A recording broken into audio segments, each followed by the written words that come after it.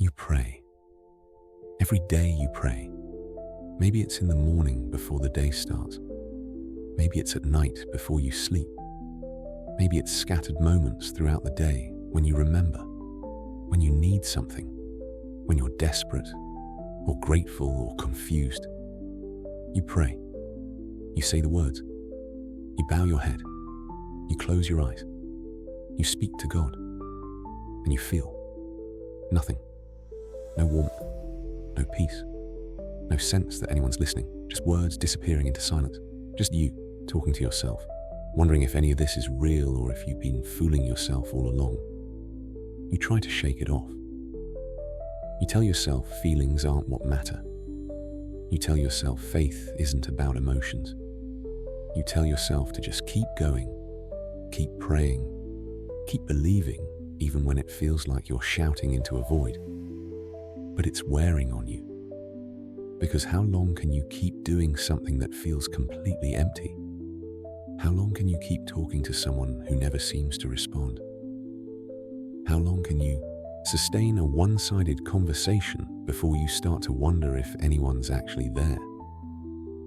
You pray, but you feel nothing, and that terrifies you more than you're willing to admit. Here's what nobody tells you when you first start praying.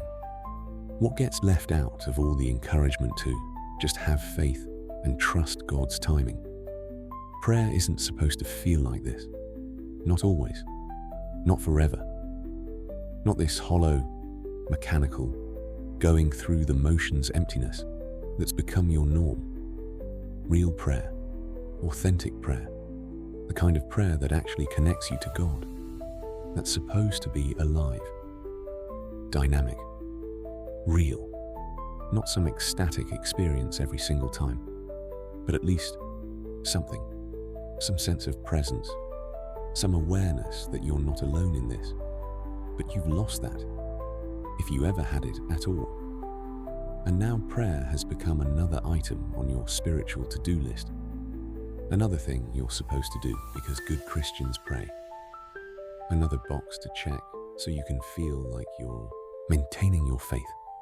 But there's no life in it, no connection, no communion, just words, empty words, spoken into silence. So what happened? When did prayer become this hollow ritual instead of a real conversation? When did it stop being a meeting with God and start being a monologue you perform out of obligation? The answer is simpler than you think, and more uncomfortable. You stopped actually praying. Not in the sense that you stopped saying prayers. You're still doing that. You're still speaking words in God's direction. You're still going through the motions. But prayer isn't just talking at God. It's talking with God.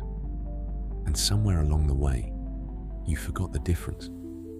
You come to prayer with your list, your concerns, your requests, your anxieties, your needs, and you lay them all out, one by one, like you're giving a report to a manager. God, please help me with this. Please fix that. Please give me wisdom about this decision. Please comfort me in this struggle. Please, please, please. And then you say, Amen, and you're done. You never stop talking long enough to listen. You never pause to wait for a response. You never sit in the silence and just be present with Him. You treat prayer like a transaction. You bring your requests, you deliver them, and then you move on with your day, hoping God will handle His end of the deal. But that's not prayer. That's just talking. And talking at someone is not the same as talking with someone. Real prayer requires listening, waiting, silence, space for God to respond, to move, to make Himself known in ways that aren't always verbal or obvious or immediate. But you don't give Him that space. You don't give Him that silence. You fill every moment with your own words, your own thoughts, your own agenda, and then you wonder why you don't feel anything, because you're not giving God room to meet you. You're just filling the air with noise and calling it prayer. Here's what else is happening. Something you probably don't want to hear, but need to. You don't actually expect God to respond. You say you do.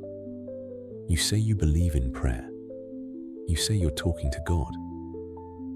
But deep down, in the part of you that you don't examine too closely, you don't really think He's going to answer.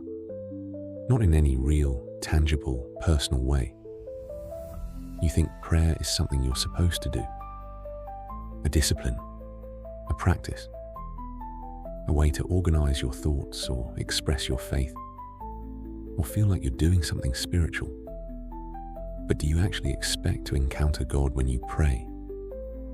Do you actually believe that the infinite, holy, living God is present with you in that moment, listening, responding, moving? Or have you reduced prayer to a religious exercise that makes you feel better about yourself, but doesn't actually connect you to anything beyond your own thoughts?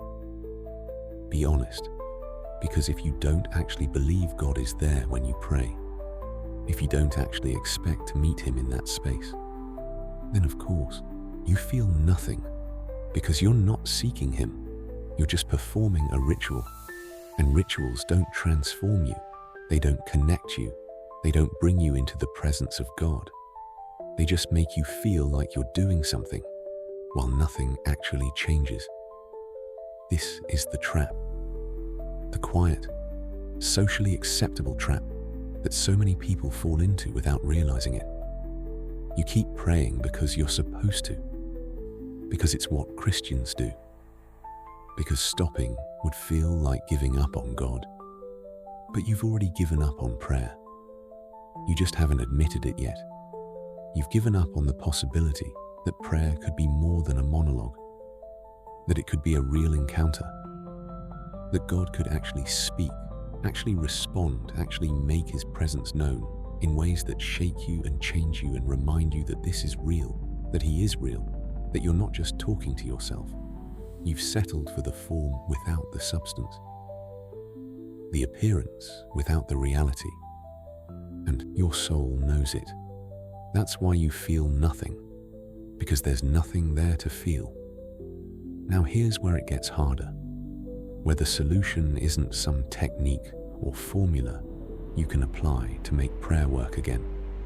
You can't fix this by praying harder. You can't fix it by praying longer. You can't fix it by using different words or finding the right posture or adding music or candles or any other external thing. Because the problem isn't with your method. The problem is with your heart.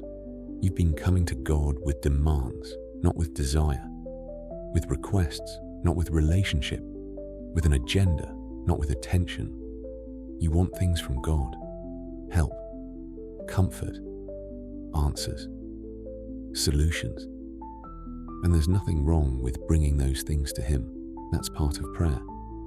But if that's all prayer is to you, if you never come to God just because you want Him, just because you long to be in His presence, just because your soul is thirsty for more of Him, and not just more of what He can give you, then you're missing the entire point. Prayer isn't a tool to get what you need from God. Prayer is the way you know God. And you can't know someone if you only talk to them when you want something. Think about your human relationships. Imagine if someone only called you when they needed a favor, only reached out when they had a problem you could solve, only showed interest in you when you could do something for them. You wouldn't call that a relationship. You'd call that being used. And yet that's how you've been treating God. You come when you need something.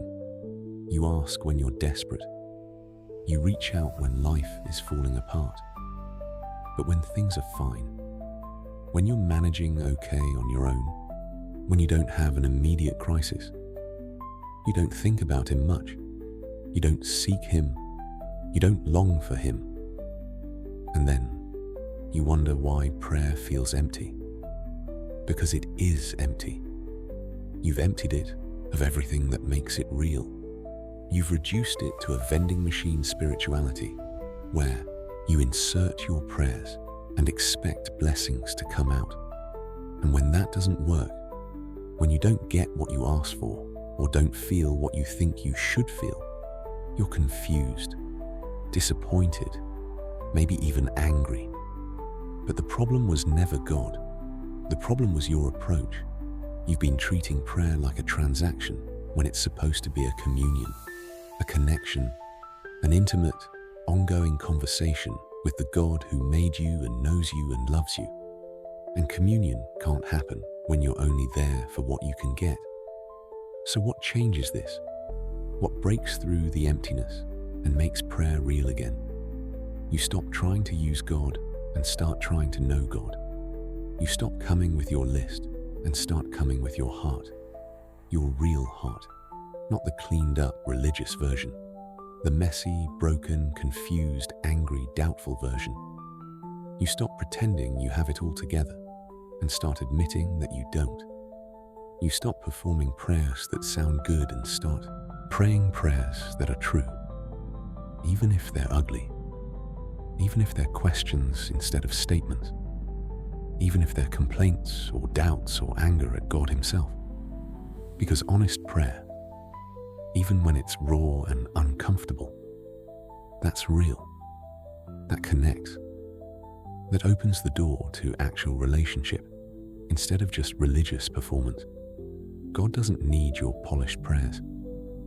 He needs your honesty. And when you give Him that, when you stop hiding behind religious language and just speak to Him like He's actually there, actually listening, actually engaged with you, that's when something shifts. Not always immediately, not always in the way you expect, but it shifts. Because honest prayer is the beginning of real prayer. And real prayer is where you finally stop feeling nothing and start feeling His presence.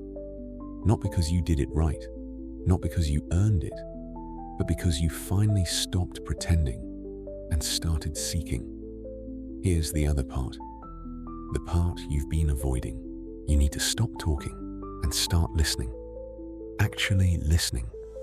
Not just pausing for 3 seconds and then continuing with your list, but sitting in silence, waiting, being still before God with no agenda, no expectation, no need to fill the space with your own words. This is what terrifies most people about prayer. The silence, the stillness, the vulnerability of just being there, open and empty-handed, with nothing to control or manage or perform. Because in the silence, you can't hide. You can't distract yourself. You can't avoid what's really going on inside. And maybe that's why you've been filling prayer with so much noise, so many words, so much talking.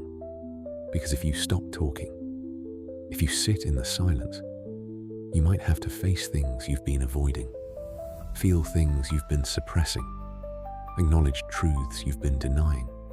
And that's uncomfortable, scary even. But it's also where God meets you, not in the noise, in the quiet, not in the many words, in the stillness, not when you're performing, when you're present.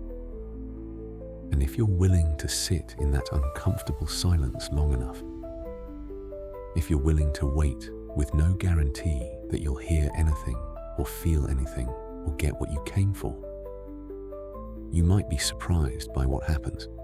Because God speaks. He does. Just not always in the way you expect. Not always with audible words or clear instructions or immediate answers. Sometimes He speaks through a sudden shift in your perspective. A quiet conviction. A sense of peace that wasn't there before. A thought that doesn't feel like it came from you. A gentle redirection of your heart. But you'll never hear any of that if you're always talking, always asking, always filling the space with your own agenda. You have to learn to be quiet, to wait, to listen with more than just your ears. This is what prayer was always supposed to be. Not a religious duty, not a wish list, not a way to manipulate God into giving you what you want, but a real, living, ongoing conversation with the God who is present, who is near, who wants to be known by you just as much as he wants to know you. And when you approach prayer like that, when you come not to get, but to give, not to demand, but to commune, not to perform, but to be present, everything changes. Not overnight, not all at once, but gradually, slowly, you start to notice something. Prayer doesn't feel empty anymore. It feels like what it was always meant to be. A meeting, a connection, a moment of intimacy with the God who never stopped being there. You just stopped showing up, but he's been waiting, patiently, quietly, for you to stop going through the motions and start seeking him with your whole heart. Not just your words, your heart. And when you finally bring that to him, when you finally stop pretending and start being real, you won't feel nothing. You'll feel him. And that changes everything.